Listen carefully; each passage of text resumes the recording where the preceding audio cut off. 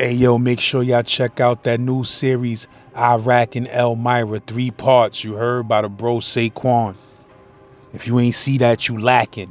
That's on the new and recent episodes only playlist, as well as the all Saquon playlist and the New York State Prison is Different playlist, you heard?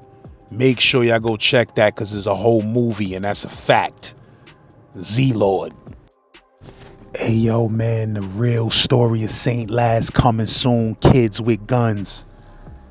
This is a documentary about growing up in the 80s and the early 90s in one of the most violent communities in the United States of America, Brownsville, Brooklyn, the most housing projects in the United States and the highest crime area in New York City. And that's a fact. You heard? The real story is coming, so forgive and pray for these dudes that's out there, confused fans, angry and frustrated because they can't do what I'm doing, man. You feel what I'm saying? I understand, my brothers. I understand. I know I took over the YouTube streets. I know you can't go nowhere without hearing that name, St. Laz. I know you can't get me off your mind. I know you'll be all right. He turned his back on me like I wasn't gonna do nothing just because he was a big brolic dude. This nigga was super brolic. I walked behind him and I blew his shit off. I cut him from like the tip of his mouth all the way to the back of his neck. Passed the burner to Youngblood. Youngblood took the burner witness out. Me and son started getting it on.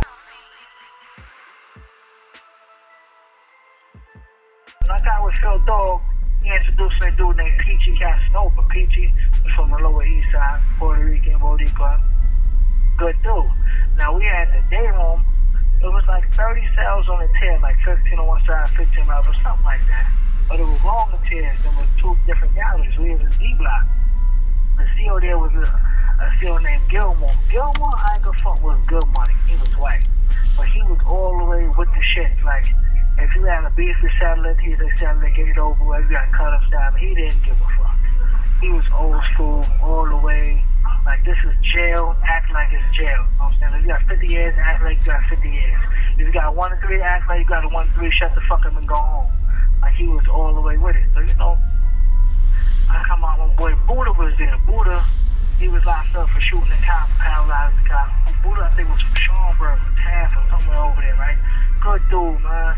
Later on, he went home, and, police ran him over, hit him like some vengeance shit, and killed Buddha, man. Then Boogie Blind was there, my boy Henry Gracie, Big Bam, all my boys from the east side was there, so I felt kind of hyped. I came out to see them, and as soon as I got in the day room, I didn't even know that it was a fucking Harlem, Bronx, clean, tight beef, and it was lit. We get in the day room, it's everybody slinging rug cutters and razors. I walked right into the middle of this shit. Phil grabbed me, we hit the wall. And I didn't have nothing but my hand, so I'm shooting joints at one dude. I don't know who this dude is. I drop him. Another dude steal on me. I stumble. We going back and forth. Phil stabs him. Brian Sport come in. Everybody's like dropping their guns on the floor, so dudes is kicking knives away from them and all this shit. And they like as we walk out, we gotta strip down to see if we was cut or stabbed. So you gotta take your shirt off, take your hat off, take your hood off, and you walk by. But everybody who got cut stabbed, they took them a separate way. Those who didn't, they put them in their cells. And Gilmore, he didn't blow shit up. Like if they didn't catch him stab one or whatever, he'd be like, man, go in your cell and finish this shit when you come out. Like he just didn't give a fuck about it. Nothing. It's like he loved that shit. I think that nigga probably had popcorn while we was getting it on. Yeah, you said this was again? This is 1991, Coxsackie. Alright. I went Coxsackie. Donkey Kong was here, doing that. London was there.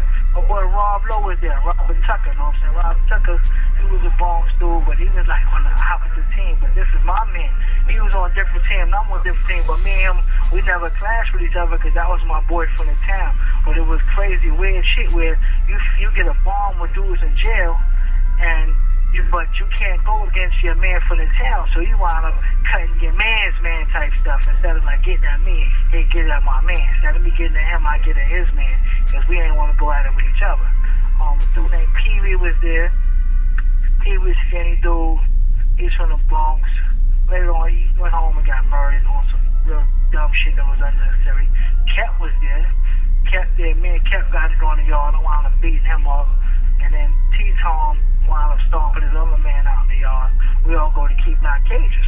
So in keep knock cages, like they put you in lower F or F block, whatever that shit was over there.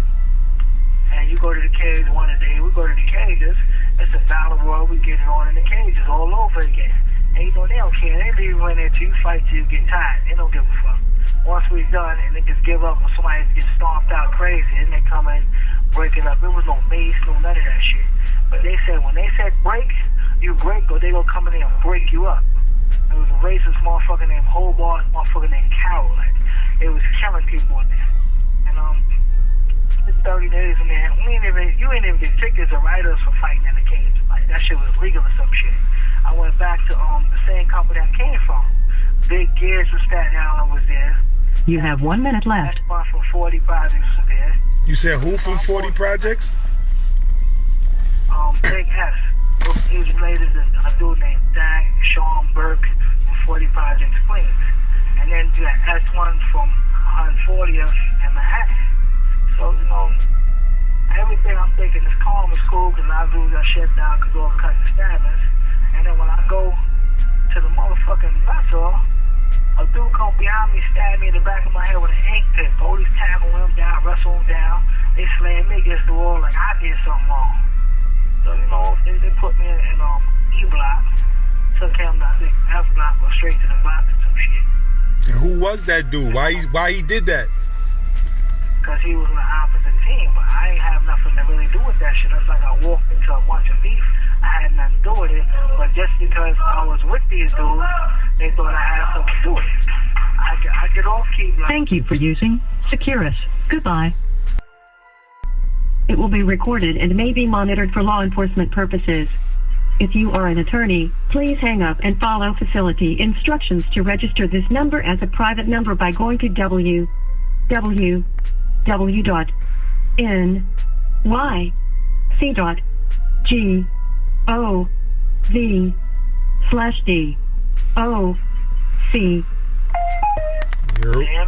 Yeah, so now tomorrow we're gonna start it off with how that Coxsackie beef dragged on for 3 years through 5 other max A jails. I'm gonna give you all the details. Yo, but what happened after he stabbed you in the head with the pen? After he stabbed me with the pen, they put me in E block. They took him to the box. They tried to call me to the hearing. I refused to go to the hearing. So they gave me a ticket for fighting and gave him a ticket for assault and fighting. He went to Southport and he had spread the rumor saying, yo, shot told. So dudes told him, you know, send the paperwork. He never sent the paperwork. He put a foil in. And yo, Gilmore, he went and got the foil and showed that I refused to go to the hearing. So now they lost a lot of people on their team spreading that false shit. And they got other people involved because they didn't like people spreading that false shit. So now when I come out, I go back to the same company, but it's one of his mans there. Dude named Hump.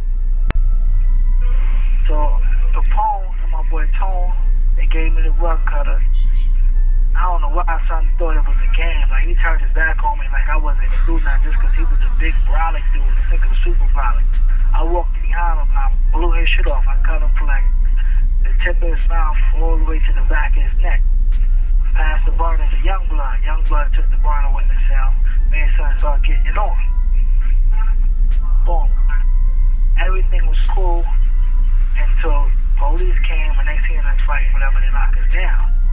When everything's all said and done, Gilmore didn't give a fuck, but Pearson was trying to write it up. Gilmore told him I had nothing to do with it.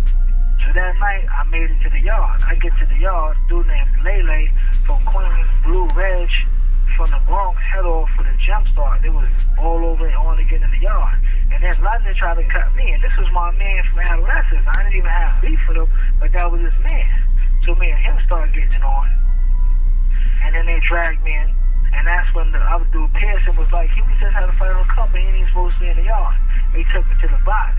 And from there, I went straight to Southport. And from Southport, it was the most disgusting part of my bed where every CO there had Ghostbuster suits on with galoshes and gas masks.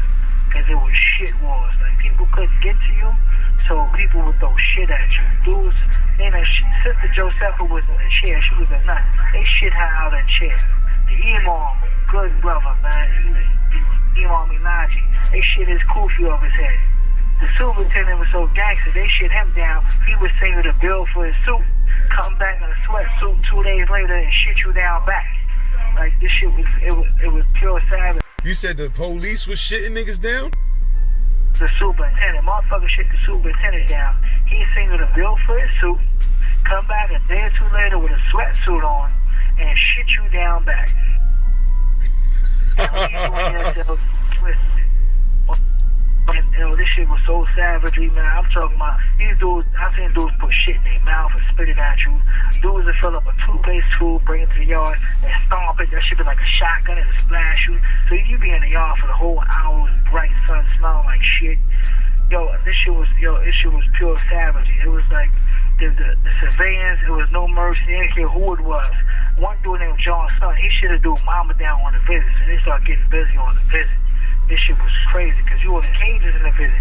So it'd be like 10 out in the cage, you got people on the other side of the cage. And that dude shitting him down, he shit his mama down, and then they start fighting. So it was nothing but shit war. That's where, when I got there, that's when I met K.O. Smitty. He was doing long term time in the box. That's when I met Blue Boy, Louis Rosado. He was doing long time in the box.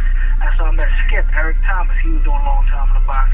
That's when I met a lot of old timers, and I really started reading books. Like, Skip started giving me George Jackson, and, Soul Dad Brother, and Blood in My Eye, Asada Shakur.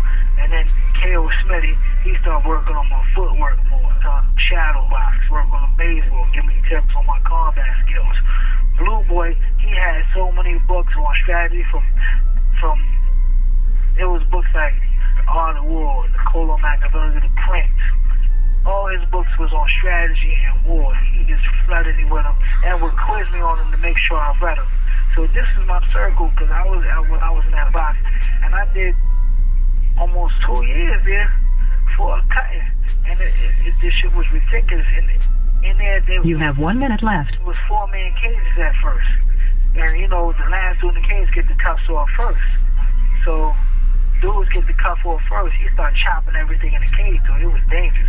One dude act like he's trying to style a sneaker just so you can go in front of him, so he can get there last and get his burner out first and get the handcuffs off first.